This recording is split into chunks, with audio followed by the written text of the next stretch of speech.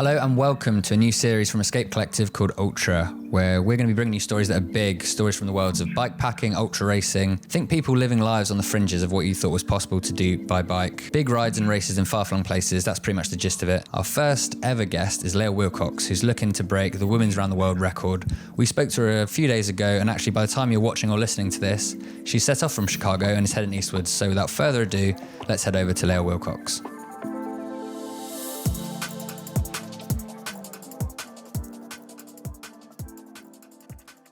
Who are you, Lael Wilcox? Yeah, my name's Lael Wilcox, and I'm a bike packer professionally, and that's just amazing. Growing up, I didn't really ride bikes, and I always wanted to be a professional athlete.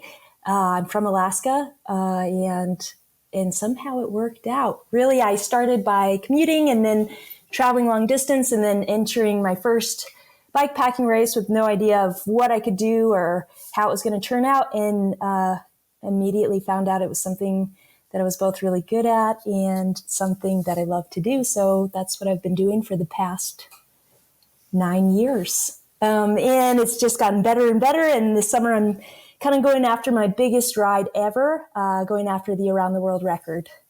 So I'm very scared.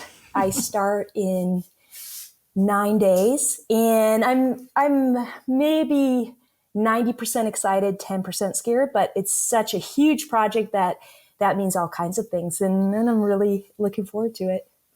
Well, I was going to ask some other intro questions, but let's maybe get the scary stuff out of the way by talking about the Around the World ride. But first of all, I read that you were in 2016 going to do it. And you'd got a new passport, which, you know, those aren't cheap. So you want to get as much mileage out of them as soon as possible. So you're going to ride the Trans Am race or race the Trans Am race and then just carry on. Was that right?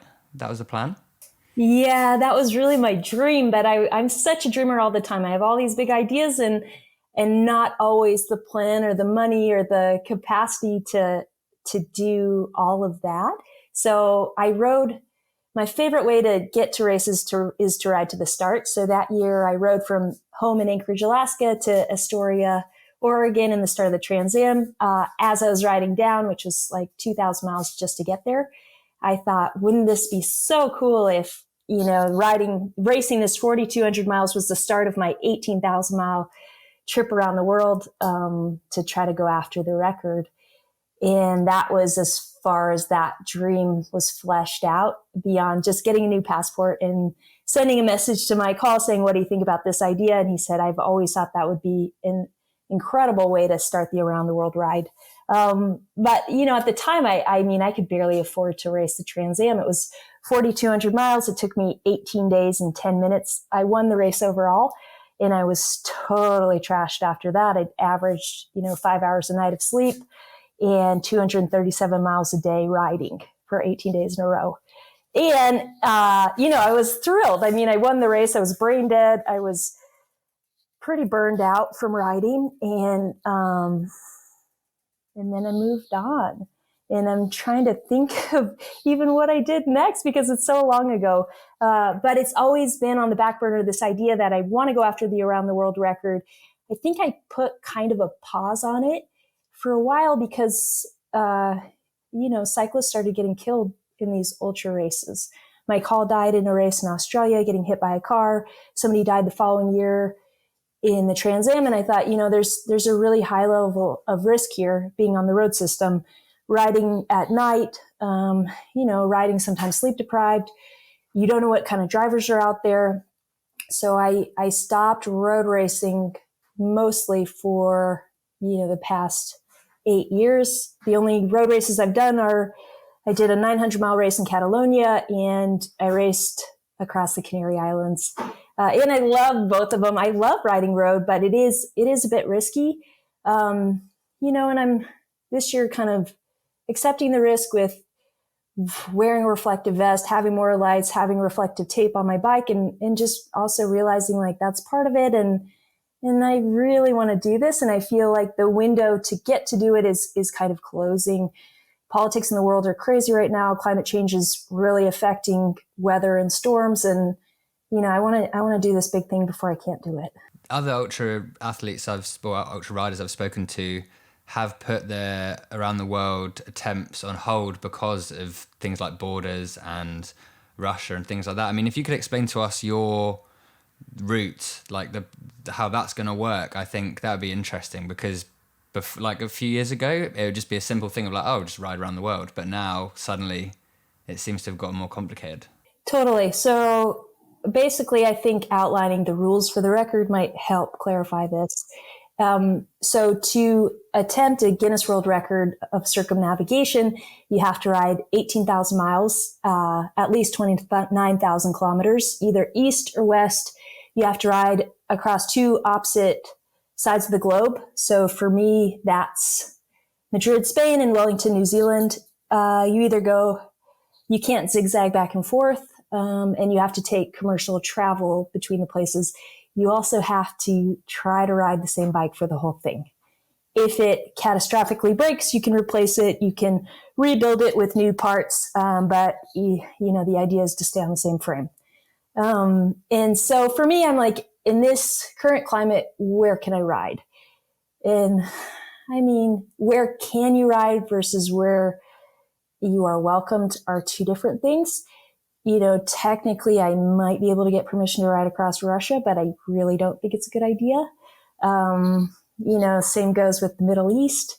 And then it's like countries or continents that are parallel to one another. It's you choose one or the other. So I'm riding across Europe instead of Africa. I'm riding across the US instead of South America. So my route starts in Chicago. Chicago to New York is the first stretch. And then I fly to Porto, Portugal, and I ride through Europe. So Portugal, Spain, France, Belgium, the Netherlands, Germany, across the Alps, the Balkans, down to Bulgaria, across Turkey to Georgia. From there, I'm flying to Perth, Australia, riding something like 4,500 miles from Perth to Brisbane. Up New Zealand, fly up to Alaska, where I'm from, ride up to the top of the World Highway, crossing into Canada, down Northwest Canada to Vancouver, down the west coast of the US, and then up the Route 66 to reconnect. Wow. And that gets me the goal mileage, and not the fastest route because I'm going through the mountains, but that's the kind of riding I like to do. So it's going to be a little bit harder, but much more beautiful. Amazing. Wow. I mean, I already feel a bit tired just hearing the this location, but it sounds amazing. I mean, you speak of riding on one bike. People out there will be excited to hear, as well as like the things you'll see, what you'll be riding. What is there different gear that you're using? Yeah, so I'm riding a Specialized Roubaix, set up with the new SRAM Red Access group set. I've got aero bars on it, mostly for comfort, and then my bag system works with the aero bars, so it's kind of this harness sling with a dry bag with my sleep kit, seat pack, a little snack bag. I'm navigating with the Wahoo Roam. I've got a quad lock for my phone, so I can make kind of do logistics on the bike. It's really a control center. I've got Dynamo Hub, so I have consistent lighting, which is always a challenging thing with endurance riding, because you just don't get to charge your stuff enough. I'll be carrying a power bank to charge my electronics daily, and then I'll do a mix of camping and staying in hotels for sleeping. Along the way, I'll probably eat a lot of sandwiches, and the goal is to finish in 110 days. The current women's record is 124. So I'm trying to take 2 weeks off of it. That's very ambitious, and that's kind of what I like to do. And I guess it gives you that wiggle room in case things go wrong. I mean, how much prep can you actually do for something like this? And how different do you think it's going to be to other races you've done? I mean, you could do endless prep, and I don't. I'm not a huge planner. I really wing it on the road, and then we'll just see how that goes. That's how I always race, and it's gone pretty well so far. So why change it? I mean, the thing is, it's like I have really good friends helping me with sections of the route, because that's probably the most daunting aspect of this whole thing. There's no set route, so you have to make it yourself. And riding through Europe, there are thousands of old roads. There's so many options. And then, I mean, I'm pretty realistic about this. It's not going to be the most perfect route, but really the priority for me is that it's safe. And if it can be beautiful and interesting in addition, that's positive. So I have a few friends working on European section, and they've put hundreds of hours into this. And I have hardly looked at it. So it's going to be like a surprise for me because I've been too busy to kind of sit in front of the computer. So it should just be really fun. And are you doing this self-supported, supported? The rules about that are that you can do either, right? Yeah, so there's no difference in the record. So no matter what you do, there's just one record. So really, I mean, I'm taking care of my own needs. I've got, sleep kit. I'll make my own plans on the bike. I'll find my own food, but I'm not calling it self-supported because my wife will be there to take photos and video. And we've run into conflict in the past about that, whether that is considered support or not. And honestly, I just want to do the ride. I really don't care. Yeah, fair enough. Completely agree. It's tricky because obviously you seem like someone, I'm not going to assume, that really enjoys the journey part of it, like when you ride to the start lines and stuff like that. But then at the same time, you're racing and trying to do something that's very much performance orientated by trying to beat the record. Does that come up against each other often, or is there like a happy medium that you found where you can enjoy it while trying to go like what is insanely fast to like a normal person? Yeah, I think my balance is that I just do both every year. Okay. So, I have a portion of my life that's dedicated to performance, and then another portion that's dedicated to open-ended adventures or organizing events to get more women and girls on bikes. I think I'm just busy. I think in the end, I just end up having 3 jobs. And that kind of in a way works because if I only focused on performance, I think it'd become kind of hollow over time. It's like, yeah, I know I can ride 240 miles a day for 3 weeks. And then after some time, it just becomes less exciting. It's like, okay, yeah, this is my job. This is what I can do. I can do it sleep deprived. I can do it in any weather. I mean, there's always beauty out there, and there are always like new things I see and riding through storms and meeting new people. But if it's only like a selfish pursuit, it just doesn't excite me as much. Whereas if I, organize women's rallies, then I see them kind of taking on new challenges that they don't think they're capable of. And then they do, and it changes the whole trajectory of their lives. And I'm like, that's cool. It's not just about what I can personally accomplish, like in my riding, but it's like encouraging other people to kind of do this stuff and also kind of reaffirm that people want to do hard things. They don't want to just sit on the couch and watch a race on TV. They actually want to ride their bikes, and they want to sleep outside, and they want to kind of exceed their expectations. So I think that's why I still do this sport, because it's like as far as my own experiences, I'm 37 years old. I've been like attacking this for, since 2008.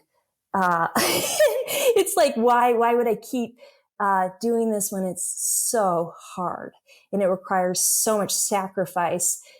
If I didn't see that it actually was changing the culture of the sport and the way we ride bikes, and that it can be positive, and that it can change people's lives, and that it doesn't just have to be a sufferfest. It's like, yeah, things are hard. It really hurts, but also like the impact, the meaning of it is why I just keep going. On your website, there's a great sort of timeline where you can follow the whole journey. Like 2008 to 2014, you would work half the year in restaurants and bike shops, the other half of the year traveling. No car, no like permanent residence, no smartphone, which I think people will gasp, but simpler times.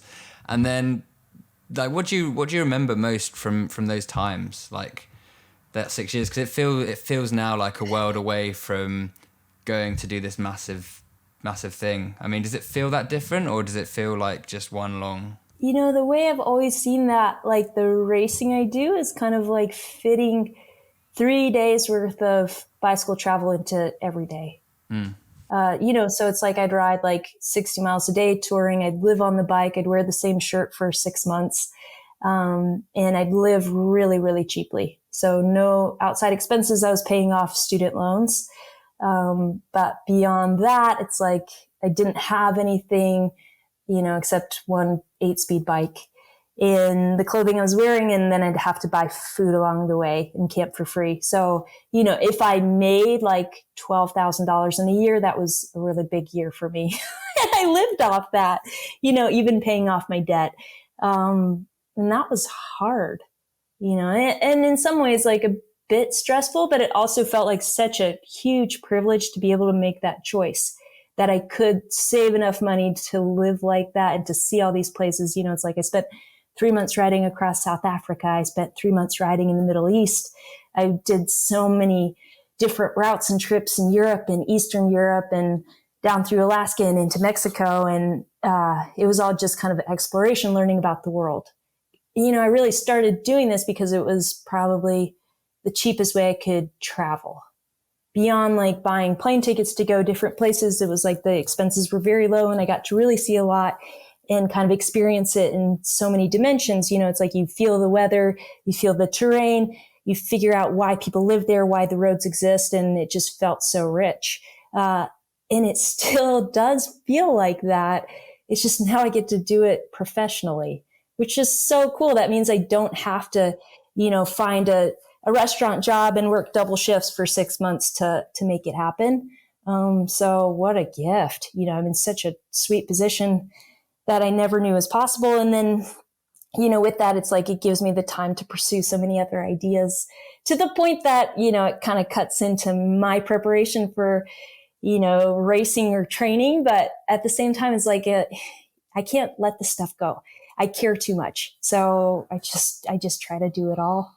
The round the world record, maybe it feels like a bit of a culmination. A lot of people you talk to often describe it as like a white whale, like the sort of the top thing, the North Star.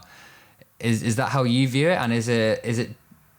I mean, now it feels daunting, but is there the sense of like after this, then that's the huge thing ticked off, and where do you go from that, or is it not? Is the record ahead of you too big to even think about afterwards?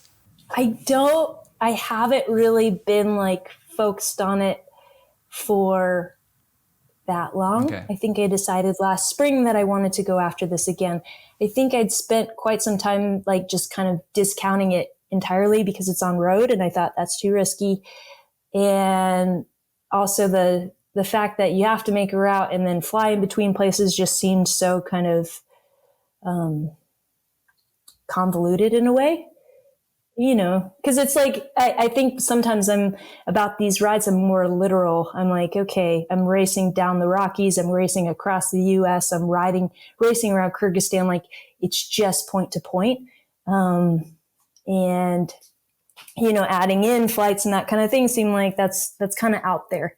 But then I think I came back to it because I was riding to the start of the Tour Divide last spring from home in Tucson, and I ended up riding, over 4,000 miles to get there because I took such a crazy route up. And I was just enjoying being on the bike so much every day. And I was riding roads through the mountains, and I was like, this is not like the most adventurous. I'm not riding dirt roads. I'm not going remote places. But I just liked being out there, and I liked covering big miles and kind of making my way like that, like just a huge bike tour. So then I was like, I want to go after around the world because that's what it is. It's like, because it'll take me 3.5 months, I can't treat it as like a race where I won't sleep at all, or I won't take care of myself. I won't eat real meals. I have to do all that stuff because it's so long. So then I'm like, okay, that's what I want to do. It's going to be really hard, but it's also going to be really rich because I'll sleep more. So I'll be a little bit more present as I do it. And I'll be traveling to countries that I've never been to. I'll be revisiting some friends that are really dear. And, I've never ridden in Australia or New Zealand. That's all new. And, yeah, I'm going to do it pretty fast. Like both those countries probably be through all of that in a month. But it'll at least give me like a first taste of what it's like there and what I might want to come back for. So it's kind of like this, you know, big tour, big speed tour through, and then I get to look around and see and then have ideas for the future of where I want to return. So, I mean, and honestly, at this point, it's like this stuff is pretty expensive. Even racing across the US is pretty expensive. Even if I'm sleeping in a bivvy in the grass, I still have to buy like $80 worth of food a day, and not work and not do other things. And like the equipment's expensive. It's like, how many new chains am I going to need for 18,000 miles? Probably 9. It's a lot. So it's like, at this point, I'm in a position where I get to do it. I get some support as far as equipment and a budget to be able to do something this grand. And I'm so grateful for that. It's so cool that I get the shot. So I think I better take it, I love it how, someone's an ultra racer when they can already do the mental math very quickly of how many chains they're going to need for a race. And then brake pads and tires and derailleur pulleys and whatever. There's so much bar tape. It's wild to think about like how everything's going to break down, and then I won't know when it's going to break down, but I just have to kind of like go into it with like, well, when it does, I'll just deal with it. That's another tough element. That's another thing that, I've had these periods through the year where it's like different things wake me up at night. I think in January, I would just wake up with like thinking about gear problems in the night, and now I'm more on to like waking up about the route. There's flooding in Australia, stuff like that. I'm like, that is so far out. But then in the same way, it's like, I'll probably be in Australia in July. So it's like not that far out. It's just a lot of miles away. What do you do to keep yourself entertained? Because like a lot of people have like playlists, audiobooks, they'll like call friends and family and just catch up because they've got the time. But this isn't just like a 5-day or week-long race. This is 3.5 months. So is your phone right now downloading playlists on like whichever streaming app? Wish. No? You have some recommendations? Well, not for 3 months. For even a week, for even a day. Like, I feel like I've been going at this for so long. I've listened to a lot of books and a lot of really great ones. It's like listening to Lonesome Dove or East of Eden, or I listen to Shogun. I look for like epics sometimes because they're so long. I'm like, oh, if a book's like an audiobook's longer than 40 hours, that's great because that'll take me a couple days at least. So it's like, I love books, and yeah, I've been listening to a bit more podcasts, listen to music. Music's such an upper. But this trip, I'm inviting people to come ride with me, and it's like an open invite, and I'm on the road system. I'm passing through communities. So I think I'll have a lot of company. Okay. So that should be really cool, because it's like whenever I do race, people come out and they like bring their kids and they make signs, and it's so cool. And it's so unexpected. I don't know where they're going to be. I don't plan any of this in advance. It's just like they can come if they want to.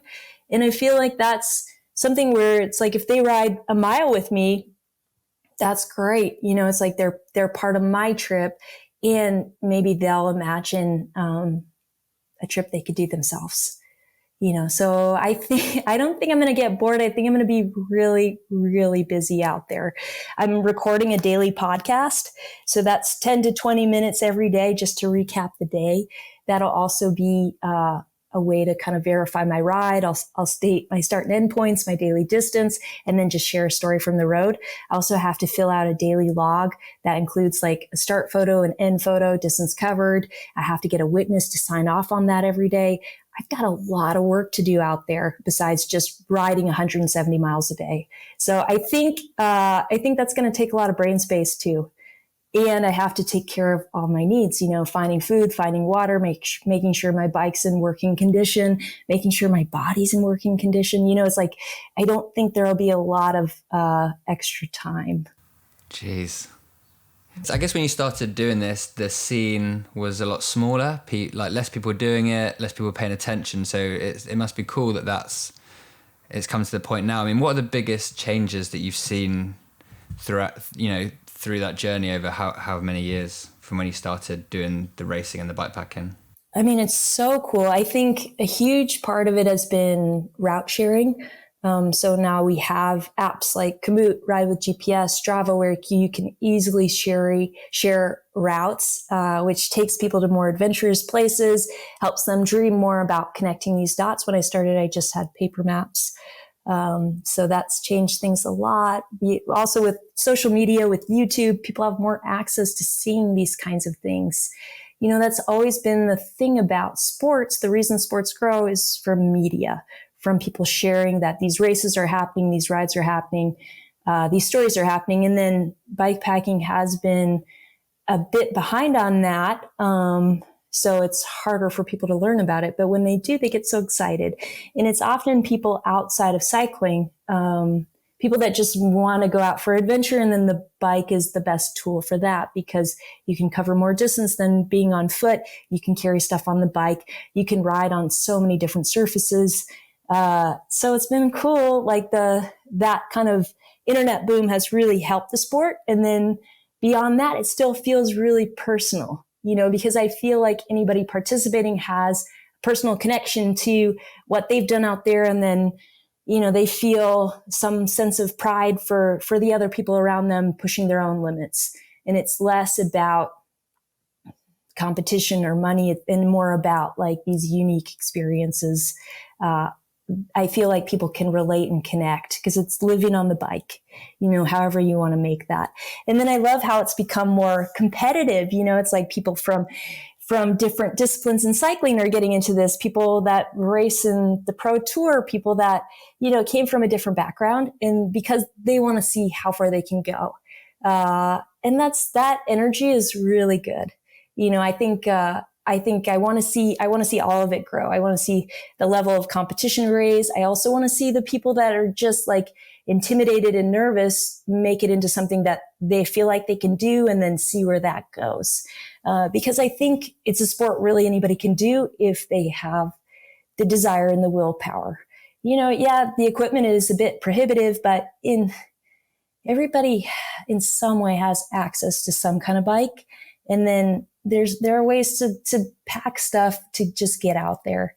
I take 12 and 13-year-old kids bike packing and they do it. They start with 5 miles, which is the biggest ride they've ever done. And then in, 6 weeks, they're riding 60 miles. It's insane. It's like the development that can happen just from kind of believing in yourself and sticking with it really works. So I think seeing the sport grow has been really cool. I used to, if I ever saw someone with bags on their bike, like starting out, I'd be like, oh yeah, I probably know that person. And then I still feel that way where I'm in different countries and I see somebody with bags on their bike and I'm like, oh yeah, I probably know that person. And then I cross paths with them and I'm like, oh my God, I don't know them. How would I know them? But the community used to be so small that it's like you kind of knew of everybody involved. And now it's just like, it's grown into this much bigger thing. It's still on the fringe. It's still small, but so much bigger and so many more adventures. And I don't know, in a way, like the whole time I've been pushing myself so hard then, maybe I just can't stop until I do the next thing. It's like around the world's next. And then next February, I'm racing the 1,000-mile Iditarod in Alaska. And that is even scarier. I mean, it's like, oh my God. This year I raced the shorter distance, 350 miles, and it was -40. I mean, that is insane. That's like -30 is where temperatures are the same in Fahrenheit and Celsius. -40, like it was so crazy, but also so beautiful. But, it's like very much life or death out there. But also the fact that these things exist and the urgency is also for me tied to climate change. Like, yeah, there might not be snow in 5 years up there, and it might not freeze hard enough for us to travel these places. And I just want to be able to try. So I'm definitely pushing myself pretty hard. But also, you know, it's like, what a gift to be alive. So I gotta try.